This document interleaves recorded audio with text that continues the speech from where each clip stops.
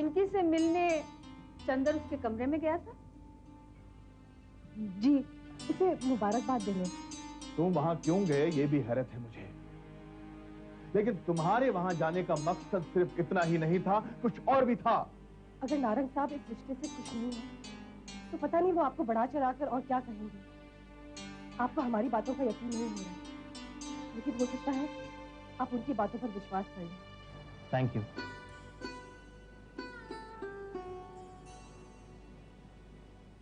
Thank you. पागल लड़की है, खुश है फिर भी रो रही है? मेरी बेटियां भी तो इस दुनिया में सबसे अच्छी बेटियां हैं जो अपने बाबूजी को इतना चाहती हैं।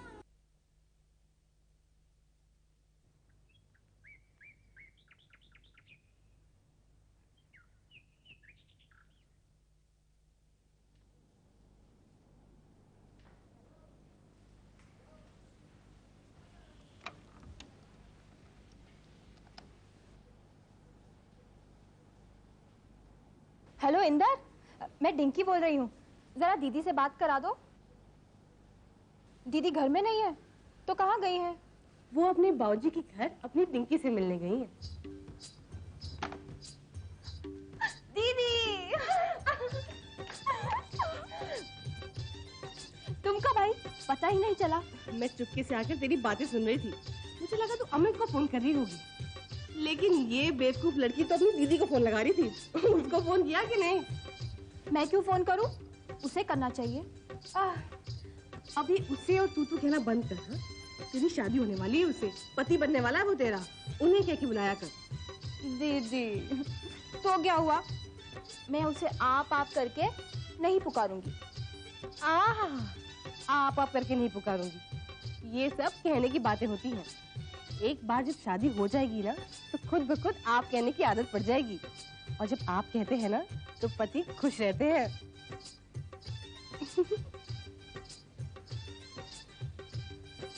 दीदी खुश क्यों रहते हैं? अरे बीवी इतनी इज्जत से पुकारे तो पति को अच्छा नहीं लगेगा क्या?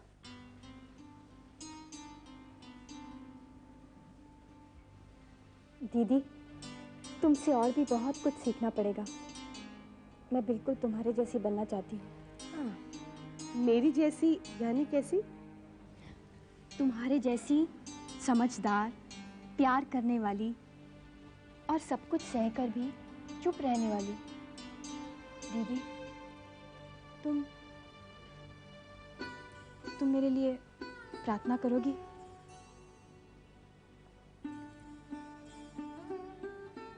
हाँ डिंकी, जरूर करूंगी। औरत का सबसे बड़ा गुण है उसकी सहन शक्ति। इसी के बदौलत कई घर टूटने से बच जाते हैं। मेरे साथ भी तो यही हुआ ना, वरना तेरे जीजाजी और मैं तो कब के अलग हो गए होते। दीदी उस दिन यहाँ से जाने के बाद उन्होंने कुछ कहा? उन्होंने जो कहा वो सुन के तुझे हैरत होगी दीदी। उन्होंने मुझसे माफी मांगी और कहा कि जो कुछ भी हुआ वो उसके लिए बहुत शर्मिंदा है।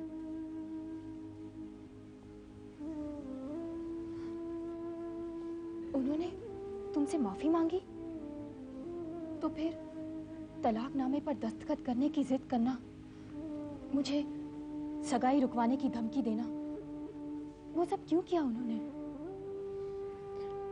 गुस्से और झुंझुलाहट में तो उन्हें होश ही नहीं था कि वो क्या कह रहे थे, क्यों कह रहे थे। बाद में जब एहसास हुआ तो बहुत शर्मिंदा हुए।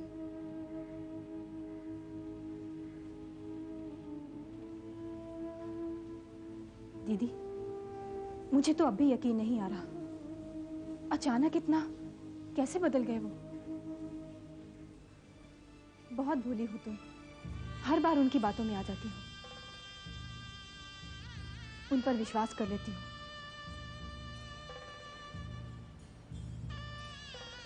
उन पर विश्वास न करूं तो जीना मुश्किल हो जाएगा डिंकी।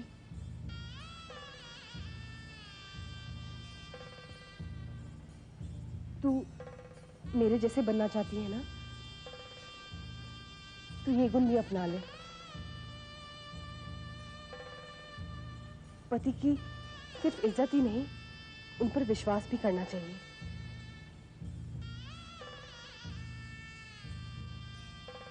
इतना सब कुछ मुझसे नहीं होगा। अगर मुझे पता चल जाए कि अमित मुझसे झूठ बोल रहा है या मुझे धोखा दे रहा है, तो मैं उसका जीना मुश्किल कर दूंगी। चुपचाप बर्दाश्त नहीं करूंगी मैं। तब तो हो चुका। और एक बात, जब कोई इंसान किसी को बेहद चाहता है ना, तो वो उसके लिए बहुत कुछ बर्दाश्त कर लेता है। और तू तो अमित को बहुत प्यार करती है ना? हाँ दीदी, बहुत प्यार करती हूँ। उसके लिए सब कुछ सह सकती हूँ।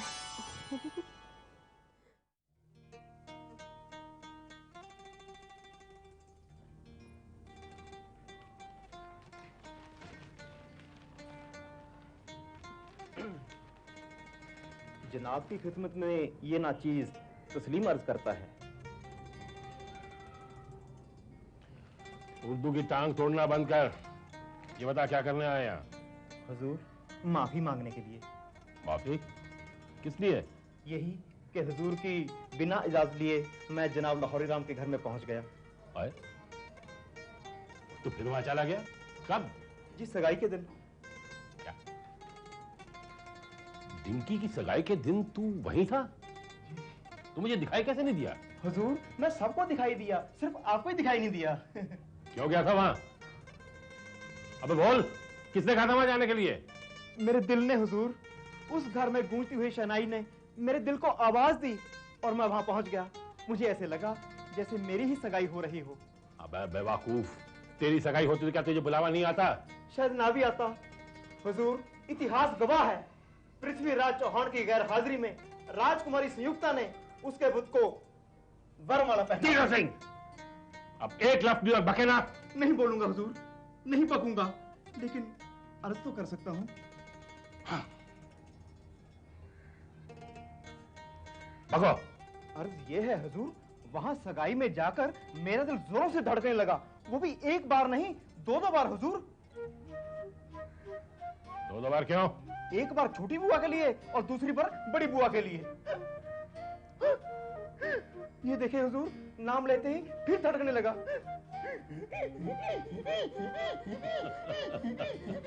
अरे तो मैं क्या करूं? हुजूर, मेरे धड़कते दिल का इलाज आपके पास ही है। टीटो सिंह, तुम यहाँ से जाते हो कि नहीं? चला जाऊंगा हुजूर, चला जाऊंगा, लेकिन जाने से पहले आप लाहौरी राम जी से फोन पे ये कह दीजिए, मैं शादी के लिए तैयार हूँ। जनाब लाहौरी राम अपनी बहनों की शादी तुम जैसे गधे के साथ करने के लिए हरगिज तैयार नहीं है। हरगिज नहीं। नहीं हुजूर, ये कहर मत ढाइए, वरना मेरी वीरान जिंदगी का क्या होगा? बाहर में गई तुम्हारी वीरान जिंदगी, मैंने ठेका नहीं रखा। जा यहाँ से। लेकिन हुजूर। जाओ। अच्छा। पाँव का हाथ नहीं लगाना। और सुन, आज के बाद तूने अगर वहां फोन की घंटी कभी बजाई, मैं तेरी घंटी बजा के रख दूंगा, समझा? ठीक है। दफा।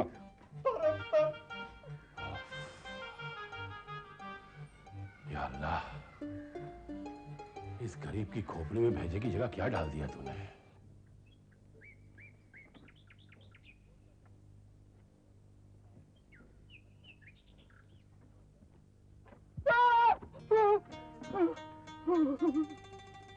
Sorry sir. कोई बात नहीं, गुस्ताखी तो मेरे से हुई है। आज सब कुछ उल्टा पुल्टा हो रहा है, लगता है सूरज पश्चिम से निकला है। जनाब अहमद खान साहब ने मेरे दर्द दिल पर मरहम लगाने की बजाय जनाब लाहौरी राम के घर में फोन की घंटी बजाने से मना कर दिया। अगर घंटी बजाता हूँ तो अपने मालिक के साथ धोखा है, अगर घंटी नहीं बजाता तो अपने दिल से बेवफाई है। करूँ तो क्या करूँ? इस दर्द दिल की दवा कहाँ मिलेगी, कहाँ मिलेगी? अरे साईं, जरा आप बता सकते हैं जनाब अहमद साहब का ऑफिस किधर है? क्यों नहीं, आप सीधे चले जाइए, फिर बाएं घूम जाइए, फिर दाएं घूम जाइए, फिर सीधे जाके बाएं घूम जाइए। अरे बाबा, बस बस बस, हम जनाब अहमद साहब के ऑफिस का पता पूछता है, बिल्डिंग का नक्शा नहीं। भाई साहब, क्या आप बता सकते हैं जनाब अहमद साहब का ऑफिस किधर है? मुझे मालूम है, लेकिन बताऊंगा नहीं। मालूम है, बताऊंगा नहीं, मगर क्यों? पहले आप बताइए, आपके पास 1 रुपए का सिक्का है? सिक्का? अरे है नहीं। इनायत फरमाइए। इनायत फरमाइए। अरे बाबा, ये क्या है? अरे बड़ी हिंदुस्तानी नहीं आता है तो अंग्रेजी में बोलो नहीं। मैं गैरों की जुबान नहीं बोलता। अगर आपके पास 1 रुपए का सिक्का है तो दीजिए, तो नहीं जाइए। अरे बाबा है नहीं, ये लो। अरे बाबा अब तो बताओ नहीं, अहमद साहब का ऑफिस किधर है? पहले आप बताइए, टेल या हेड? अरे बाबा हेड या टेल इसका हमको क्या करना, हमको तो पता बताइए नहीं। ये तुम नहीं समझोगे।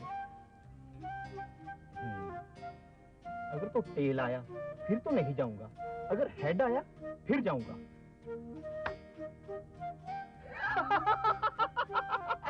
हेड, अब मैं जाऊंगा। अरे बाबा जाएगा तो सही, पर पता तो बताते जाओ नहीं। आप यहाँ 5 मिनट रुको, मैं 1 घंटे में वापिस आया। ये लीजिए आपका सिक्का। खुदा हाफिज। अरे बाबा बात तो सुनो नहीं।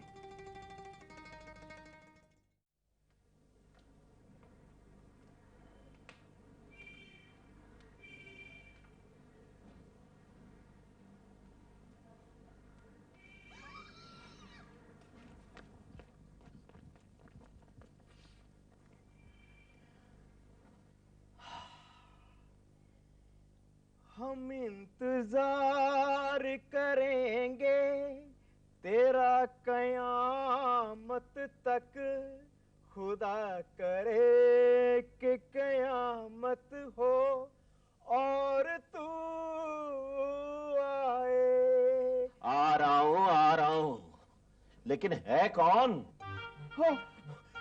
हुजूर, आपका खाविंद है? आप नहीं, आपका खादिम हुजूर। तू यहाँ फिर आ गया? जनाब लाहौर नाम के हुजूर में बंदगी। ये क्या बकवास है, क्या कर रहा है, यहाँ क्यों आया? खताबार हूँ, सदा चाहता हूँ, शौक फरमाइए। शौक? कैसा शौक? आप अपने इस मुबारक हाथों से इसे पकड़ने की तकलीफ कीजिए और मेरी पिटाई कर दीजिए। ये क्या नाटक है? नाटक? आप इसे नाटक कहते हैं? नाटक कह के मेरे जज्बात को ठेस पहुंचा रहे हैं। मैं सर पे कफन बांध के आया हूँ। कफन? क्या बकवास कर रहा है? बकवास? इसी बकवास पर एक बकवास शेर सुनिए। नग में बेताब है, सांस से निकलने के लिए तीर तड़प रहा है, उसी आग में जलने के लिए। ओए शायर की औलाद, देख ये बता यहाँ क्यों आया है? नहीं बताता तो निकल जा। वो क्या है जी, मैं आपकी बुआओं से शादी करना चाहता हूँ। क्या? मेरी बुआएं? नहीं जी नहीं, आपकी बेटी की बुआओं से, जो रिश्ते में आपकी बहनें लगती हैं। ओए कद्दू, एक बात कान खोल के सुन ले, ये रिश्ता इस जिंदगी में कभी नहीं हो सकता। नहीं हुजूर, ये कहर मुझ पे मत ढाइए। ये देखिए, इसलिए ये छड़ी मैं अपने साथ लेके आया हूँ। आप इस छड़ी से मेरी पिटाई करके अपने दिल का गुमान निकाल लीजिए। अगर पिटाई करते करते ये छड़ी टूट भी गई, मुझे कोई अफसोस नहीं होगा। एक मिनट पढ़िए जरा। ये देखिए, मैं अपने जख्मों पे लगाने के लिए मल्लम भी साथ लाया हूँ।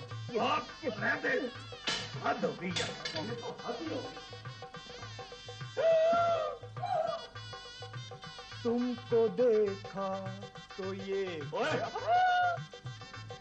खड़ा रहा वहीं, खड़ा रहा।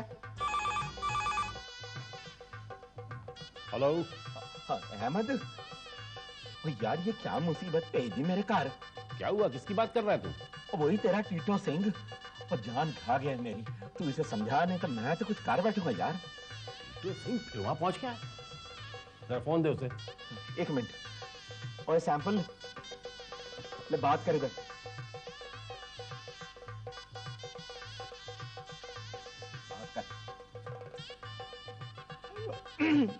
हेलो, कौन साहब?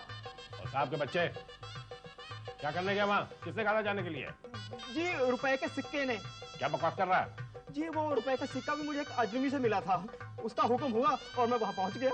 टीटो सिंह, फौरन वहां से रफू चक्कर हो जाओ, वरना नौकरी से बर्खास्त कर दूंगा तुम्हें। इसे निकाल दूंगा, कोई बात नहीं, कोई और नौकरी मिल जाएगी। नहीं जनाब, मैं तो आपके ही चरणों में जिंदगी गुजार देना चाहता हूँ। अब एक लफ्ज और बोले बगैर वहां से दफा हो जाओ। सुना कहीं तुमने? और फोन दो लाहौरी को। जी चल नहीं रख देता हूँ।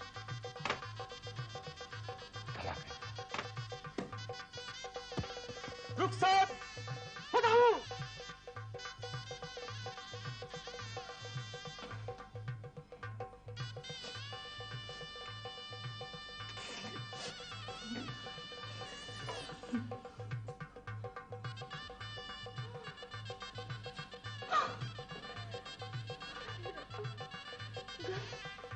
श्वेता, तू कब आई और यहाँ खड़ी खड़ी क्या कर रही है? हाँ जी, मैं यहाँ खड़ी खड़ी क्या कर रही हूँ?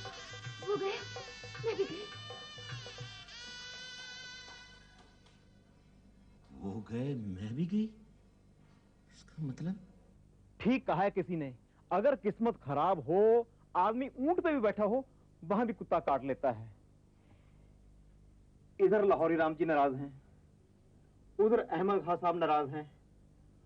अब इस दिल पे किसका जोर चला है जो मेरा चलेगा? टीटो सिंह, लगता है फोन घुमाना ही पड़ेगा, प्यार का तराना गाना ही पड़ेगा।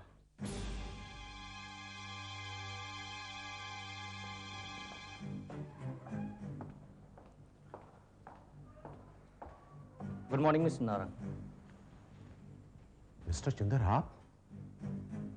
आपने मुझसे अपॉइंटमेंट तो नहीं लिया था ना?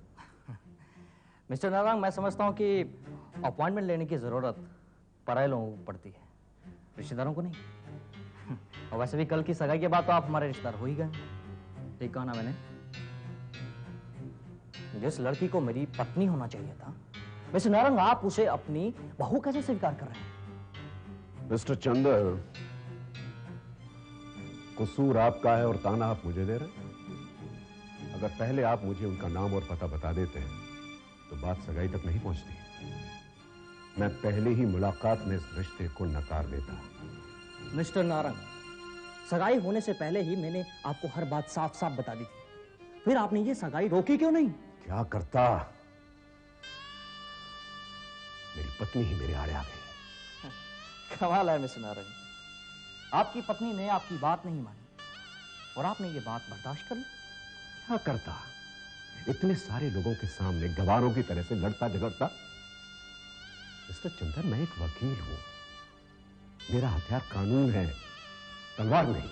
मिस्टर नारंग, इसका मतलब आप कुछ नहीं करेंगे? अपने बेटे के लिए आप कुछ नहीं करेंगे मिस्टर नारंग? मिस्टर चंदर, अपने बेटे के भविष्य की चिंता मैं खुद करूंगा। और जहां तक आपके केस का ताल्लुक है, उसमें 3 पॉइंट्स ऐसे हैं कि जिनकी बिना पर आपको अपनी पत्नी से छुटकारा मिल सकता है। First point, marriage by fraud, यानी कि धोखाधड़ी से शादी। Second point, marriage by force, यानी कि जबरदस्ती शादी। And third point, on the grounds of importance, यानी कि नपुंसकता। अगर इनमें से कोई भी बात अदालत में साबित कर दी जाए तो आपकी शादी खारिज मानी जाएगी, यानी कि null and void। और आपका केस इनमें से पहली कैटेगरी में आता है, यानी कि मैरिज बाय फ्रॉड, धोखाधड़ी से शादी। आपका केस डिवोर्स का केस नहीं है mister Chander, it's a case of amendment. अब मुझे अदालत में यह साबित करना होगा कि आपके साथ धोखा हुआ, और उसके लिए मुझे प्रूफ चाहिए, and that is your wedding card, जिस पर आपके नाम के साथ अमृता का नाम छपा होगा, संतोष का नहीं। और याद रहे, आपकी अर्जी अदालत तक आपकी शादी का 1 साल पूरा होने से पहले पहुंचनी चाहिए। Yes, Mr. Narang. Yes. And thank you very much. Thank you, and you may go. Thank you, sir. Have a nice day.